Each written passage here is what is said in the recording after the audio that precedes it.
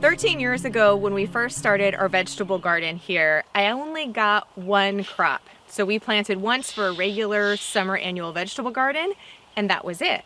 But now, 13 years later, I get double, if not close to triple, especially on some crops, the amount of food in this same amount of space by practicing seasonal crop planting and succession planting. So about 10 years ago, I had a lot of health issues, and the way that I got healing and got completely off those medications was growing our own organic food at home and eating unprocessed, natural, organic food. That meant I needed to grow more of our food than we currently were, and ideally growing a year's worth of it so that I wasn't purchasing it from the store and we were providing for ourselves from our own land. And that really meant that I had to figure out ways to grow more and more food from the same amount of space, because I didn't want to just keep increasing and having these massive gardens to keep up on with still working and running a functional homestead and having kids and all those fun things. So I'm going to walk you through the crops that we're growing and how we use succession planting to grow even more. So welcome to my garden. So up first, you are in my broccoli section. Now, living in the Pacific Northwest, we are used to having cool and rainy temps. However, it is the first part of July, and I am out here with a tank top, a sweatshirt, and yes, a vest on. We've been very unseasonably cool and wet, even by our standards for a normal summer here. However, that means that my Brassica and my cool weather crops are still doing very, very well.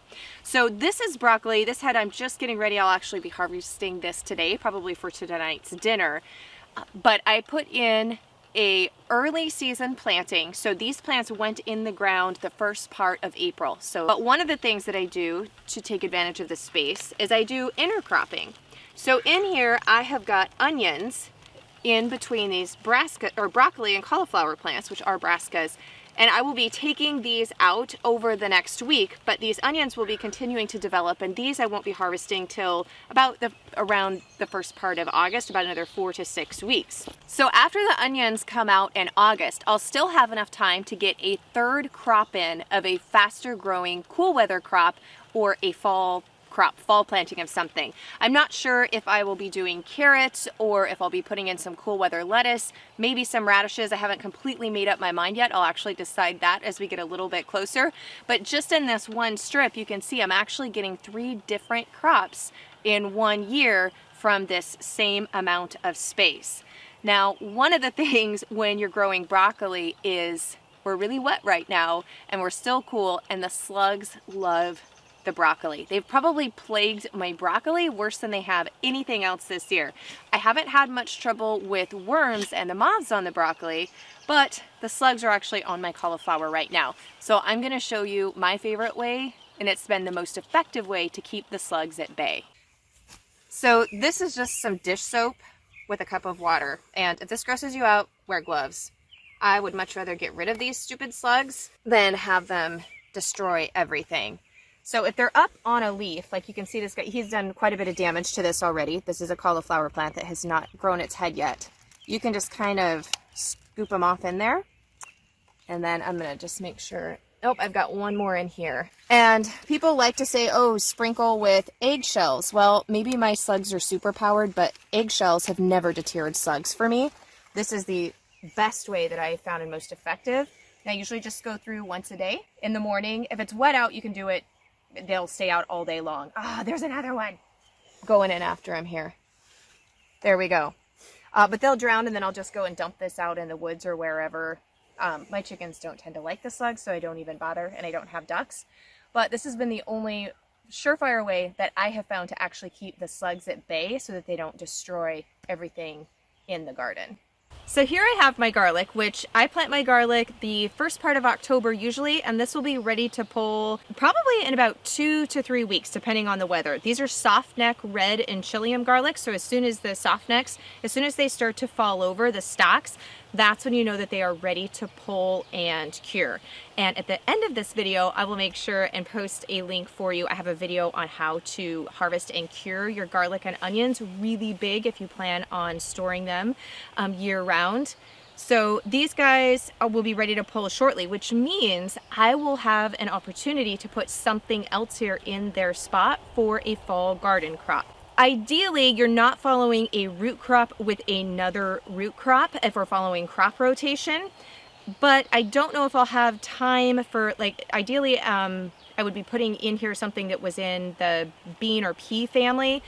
I think I will try to get a planting of snow peas in this spot afterwards, which I should have enough time if I get it planted in mid-July before our first frost come the end of September, beginning of October. So that's kind of my plan here. And because garlic is such a longer growing, I won't be able to get 3 crops out of this space for this growing year, but I will be able to get 2. So I have 26 bulbs of garlic planted, and that gives me about 2 bulbs a month with a little bit of extra. And I've been seed saving. I first purchased my garlic so that it was seed certified virus free, but then I have been seed saving because I haven't had any viruses for anything in the onion or garlic family, and saving my largest bulbs and heads of garlic as my seed garlic.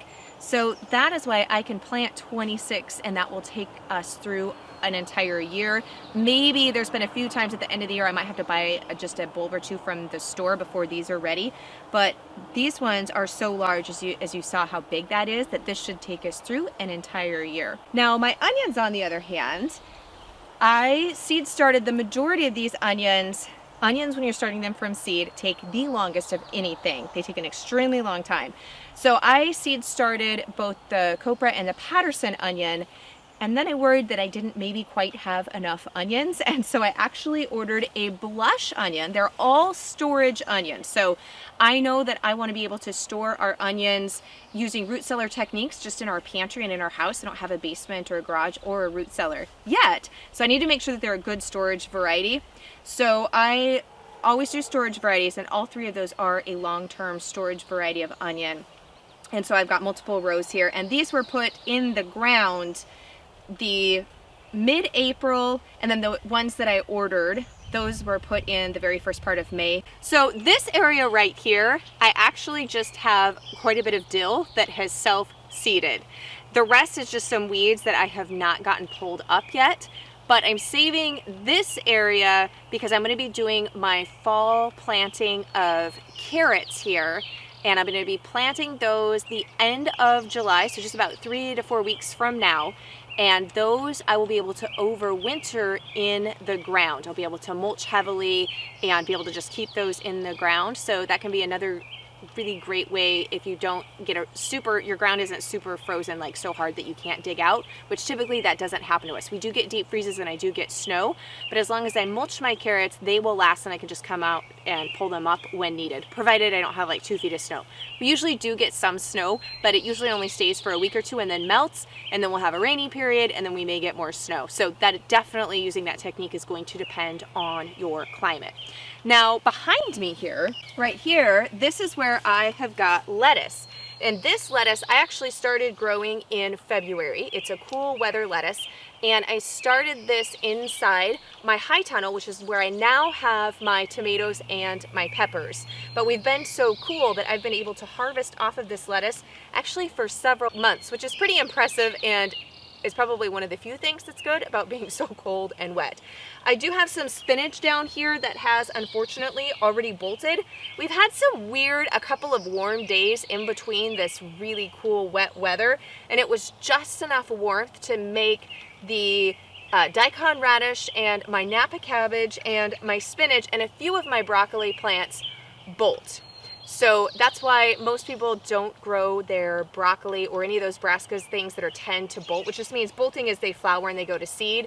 Then usually the leaves and the rest of the plant taste bitter and they're not going to produce anything other than that flower head. So at that point you just pull them. So those I will not be planting anymore until we get towards fall and some of that cooler weather. Now I've also got a lot of calendula through here, which has self-seeded, and I also have some orange nasturtium that's self-seeded from my companion planting that I did last year. And so I love having those. The nasturtiums are edible. The calendula is actually edible as well.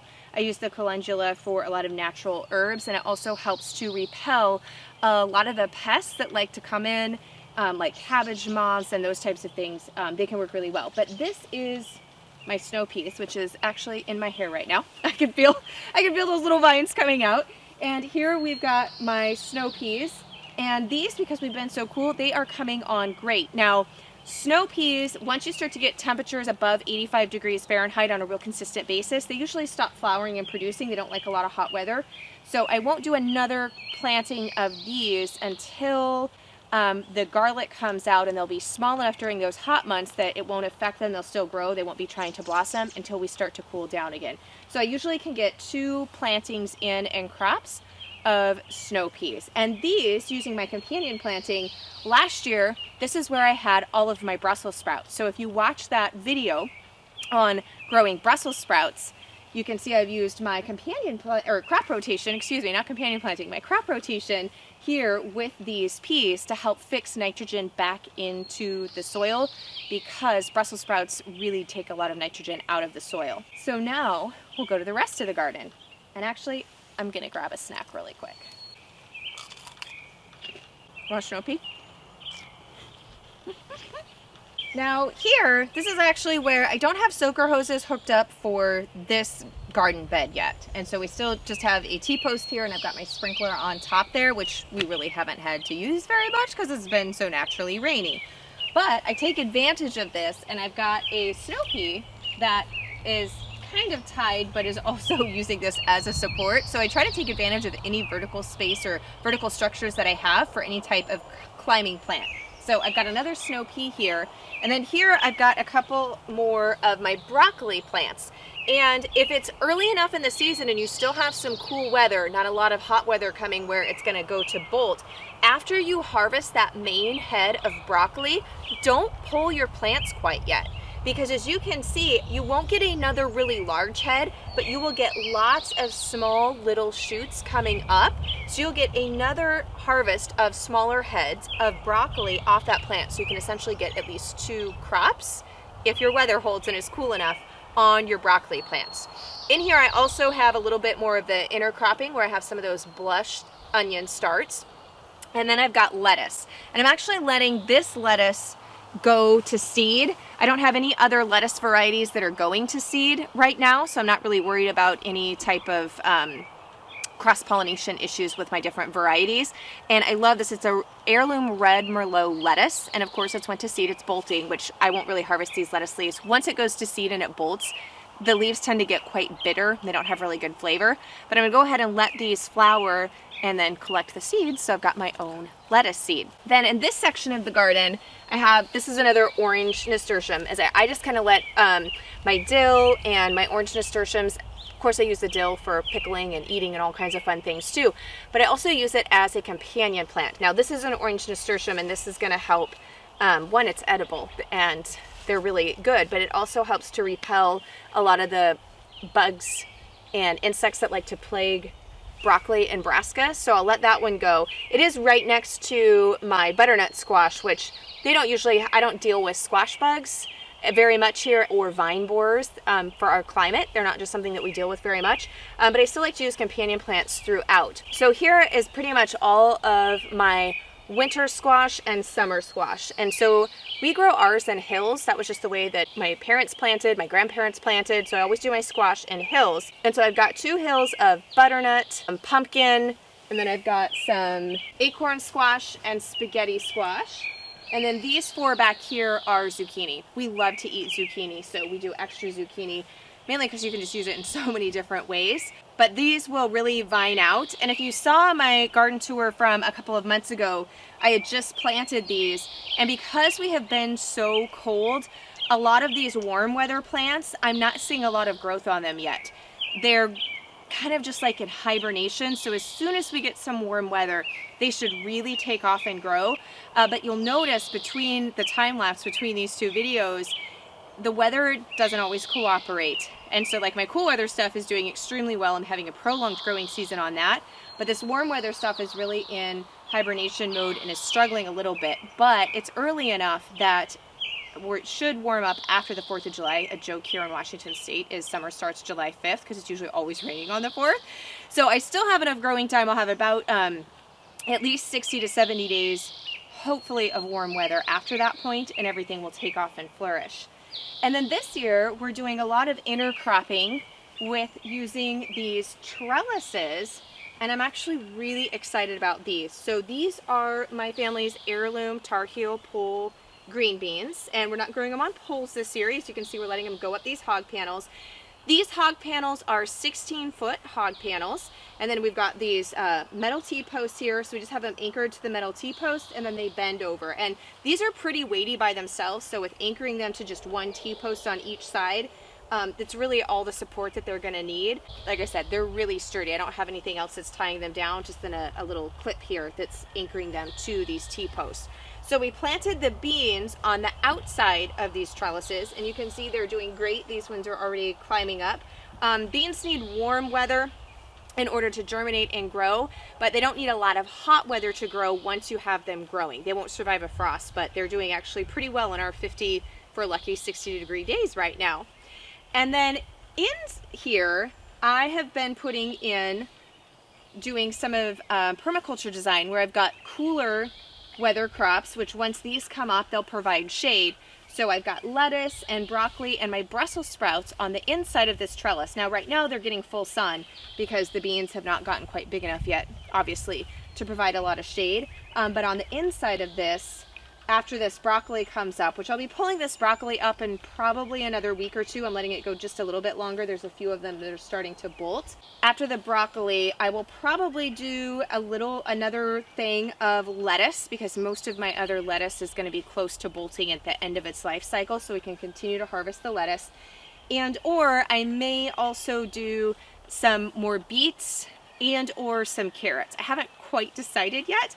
I've got a week or so, but it'll be something that does well in the shade, or that needs shade or does better and cooler, because obviously these are going to be shading it. And the Brussels sprouts take 120 days, so they will be staying in. They won't be ready to harvest until about the end of September, first part of October. But I wanted to show you, I ran out of room in our high tunnel, and so we made a mock tunnel here for the tomatoes, and it's been really interesting to see the difference on the tomatoes that are in this versus the tomatoes that are in the high tunnel. So let's go have a close look. So this, I made a little mock high tunnel, and mainly the reason for this is to keep the direct overhead, either from the sprinkler but mainly from the rain, off of these tomato plants. So I ended up with extra tomato plants, and we decided that we were going to grow as much as we could this year, increasing from what we've ever done before, just because of, you know, all the pandemic and lovely things that are going on. We wanted to increase what we were putting up this year. So I had 6 extra of my San Marzano tomato plants that would not fit in our regular high tunnel. But here we're so cold and we have so much rain. If you do not have your tomatoes under some type of cover, they get blight, and then I get no tomato harvest. So it's either put them under cover or I don't even bother planting them outside. So we took one of these trellises and we put plastic on top, and clothespins, my friend. Clothespins come in very handy. So this made a very cheap high tunnel. So as you can see, it keeps all of the water off of the top, and then it will also provide, these are getting up to where I'm gonna need to begin to tie them. So this will be my support and trellis system as well. We'll just take some jute twine or old baling twine, but I don't know if I have very much baling twine left, but I know I've got jute twine. So I'll be tying them up here. And what's been really interesting though is we've been so cold, and tomatoes really do not like their nighttime temperatures to be lower than 60 degrees. Once you start getting down into the 50 degrees, and that's overnight, they don't grow as fast, and our highs for a lot of our days have only been in the 50 degrees Fahrenheit. So it's been really interesting to see here, because this is protecting them from the rain, but it's not providing any extra warmth. These are a lot smaller than the tomatoes that you'll see inside the high tunnel that actually does increase the temperature. It's been really interesting to see that difference. But here we've got tomatoes, and then I've also got some lettuce throughout here section. And I've actually got all of my pickling cucumbers are planted on the outside here, so that they will be able to, I'll be able to attach them and they'll be able to grow up and over on the outside. And then I've got all of this space here, which desperately needs weeded, and I want to put down some more of the sawdust there, but I'll have all of this space here to plant some more crops as well. Big surprise, I'm not 100% sure what I'm going to be putting in here yet. I probably will be doing I want to do a lot more of the daikon radish because I'm in love with daikon radish kimchi. So I probably will be putting some of that in, and then I need to do some more beets. And then for this section of the garden, I have one more row of our onions.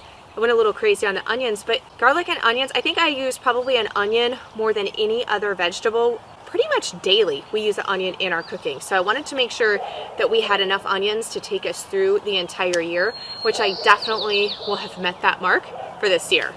So here is our high tunnel. And in this one, I have got 18 of my San Marzano Lungo No. 2 heirloom tomato plants, which is my paste tomato that I make all of my salsa, tomato sauce, stewed tomatoes, all the tomato things in can and preserve for an entire year. So the only thing that we buy tomato product wise from the store is organic ketchup. And I technically have enough tomatoes to make my own ketchup. It's just been one of the few things that I have not done yet and that I buy from the store. So aside from organic ketchup, everything else, I don't buy any condensed tomato soup, like nothing tomato wise from the store. And that is off of, I have the 18 San Marzano Lungos in here, which is what I typically grow, but then I have the 6 extra that we put out in the regular garden where I showed you that little trellis to add to that amount so I can up some of my production and things that we're putting up this year.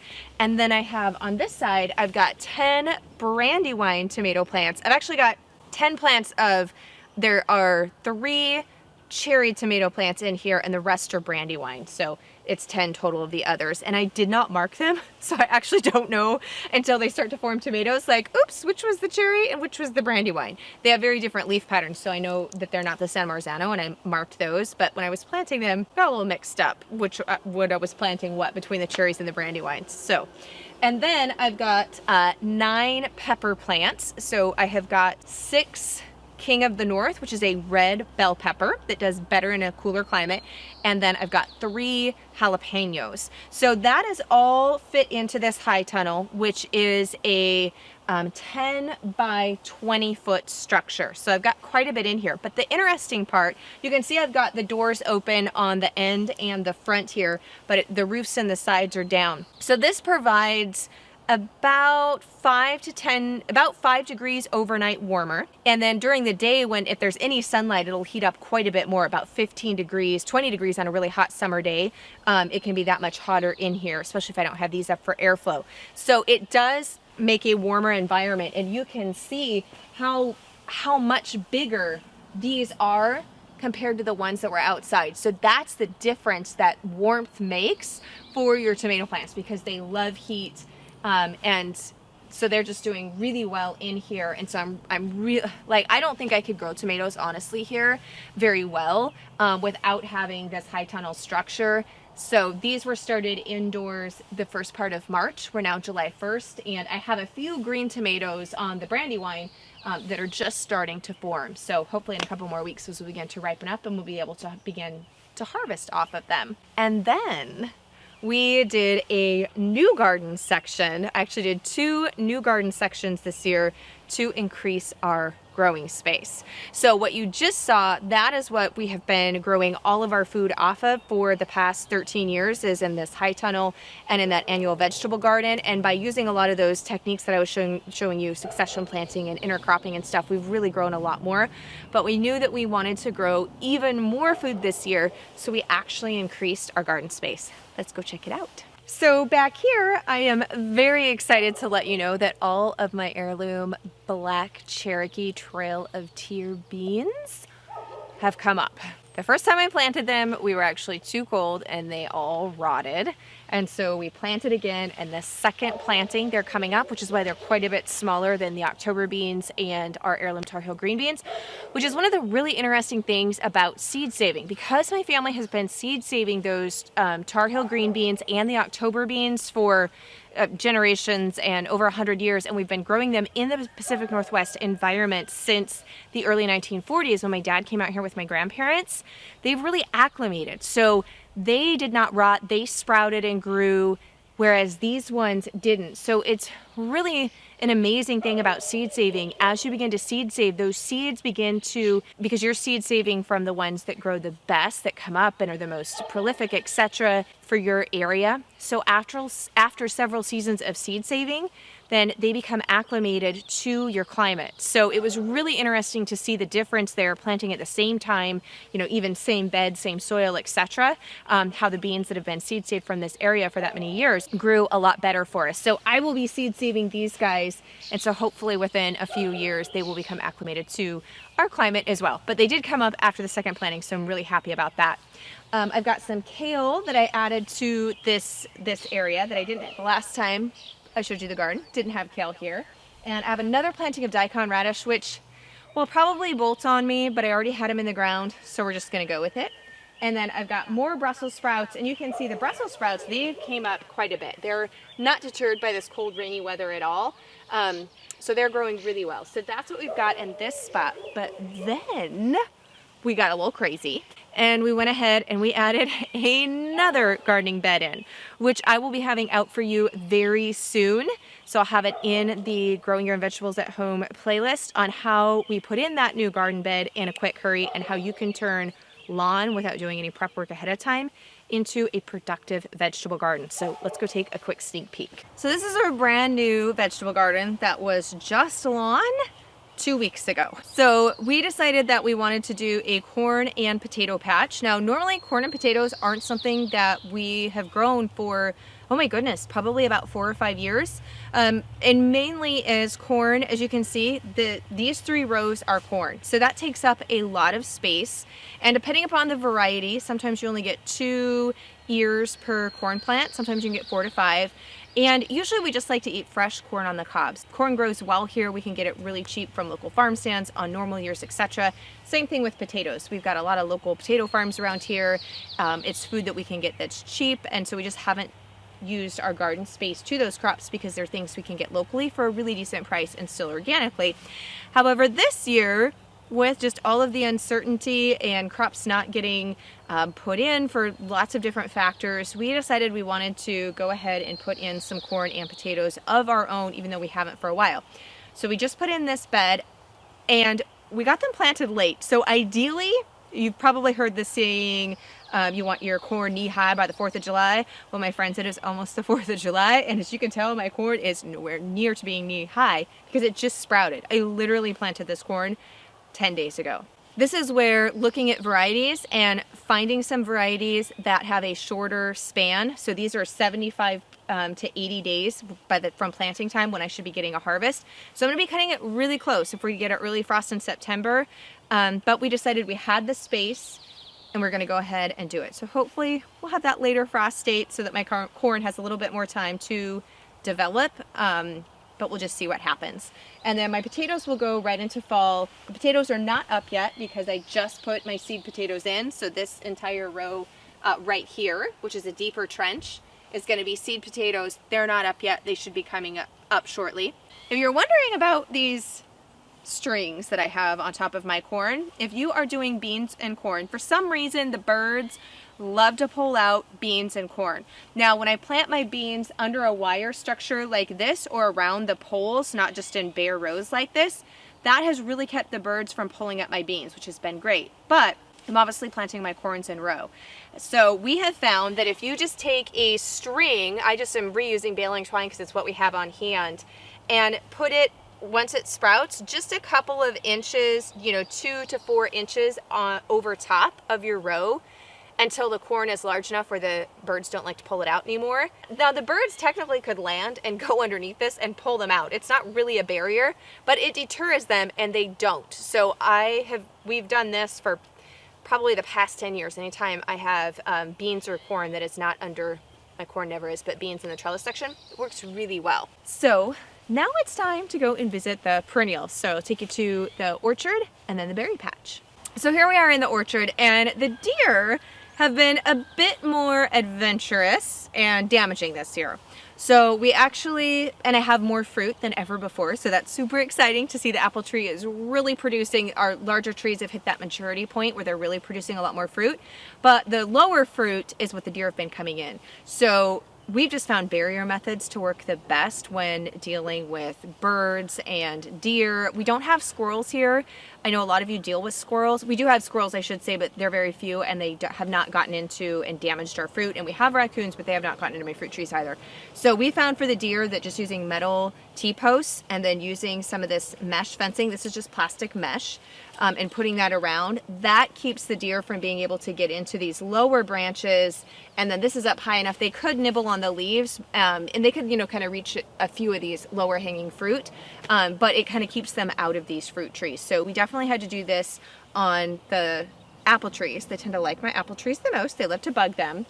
And then the newer fruit trees that we put in, so these were the fruit trees that you guys saw when I was showing you how to plant a fruit tree.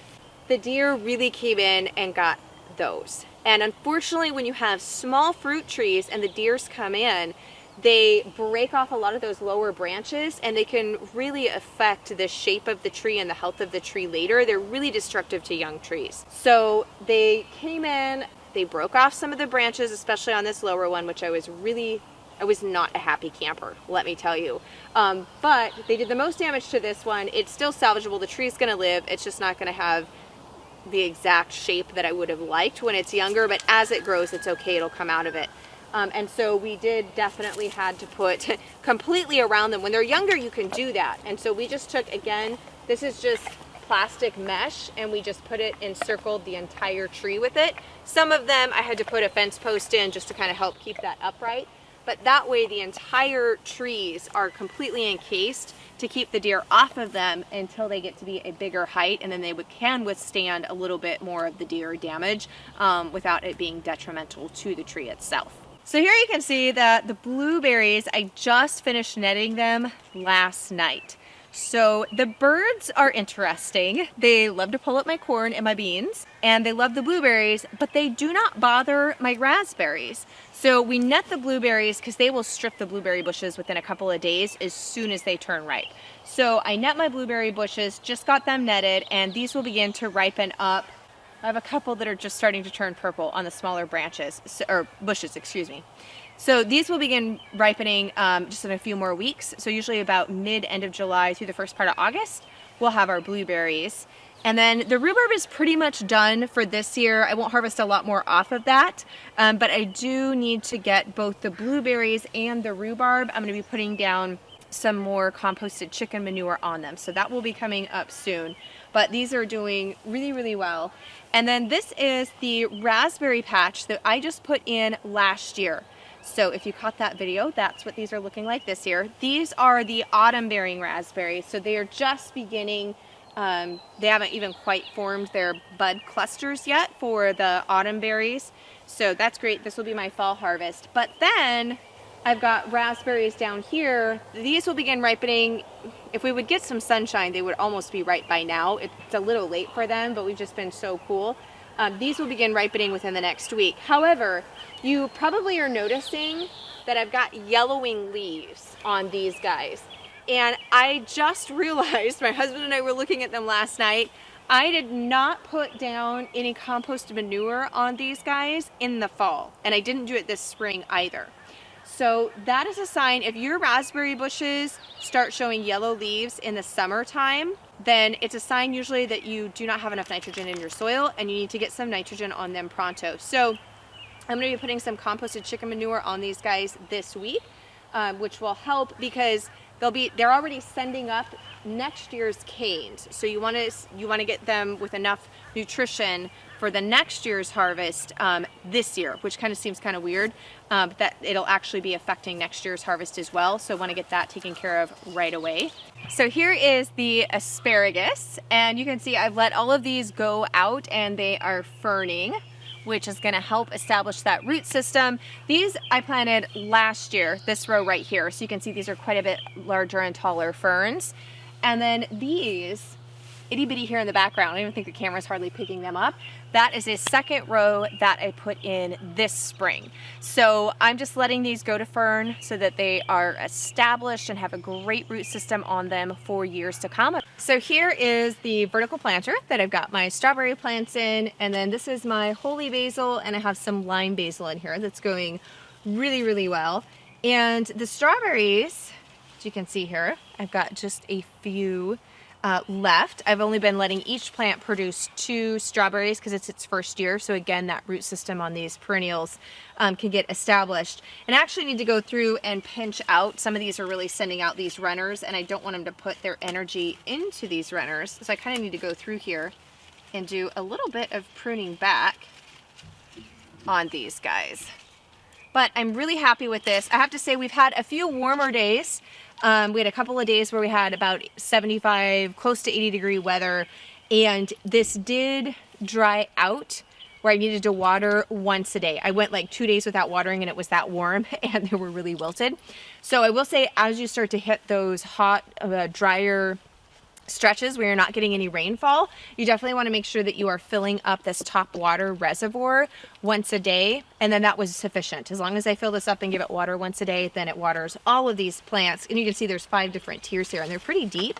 So just doing that once a day really provided them well with water, but this is doing really well. So these are our table eating grapes. So they are a seedless white grape, and they're really kind of reaching their peak of sweetness, or when we really like them, about the first part of September or mid-September. If you can get them to go through a frost, but before the birds get to them, that's really ideal. They're super sweet then. But we love these, and so you can see they're just little itty-bitty grape clusters right now, right here. But they will be coming on in about 2 more months before we'll be able to begin eating these guys. I hope you enjoyed this garden tour. To see how other people are growing their food to give you inspiration and ideas, make sure that you check out the collaboration with the Homesteaders of America and see all of the other homesteaders gardeners so that you can grow more of your own food.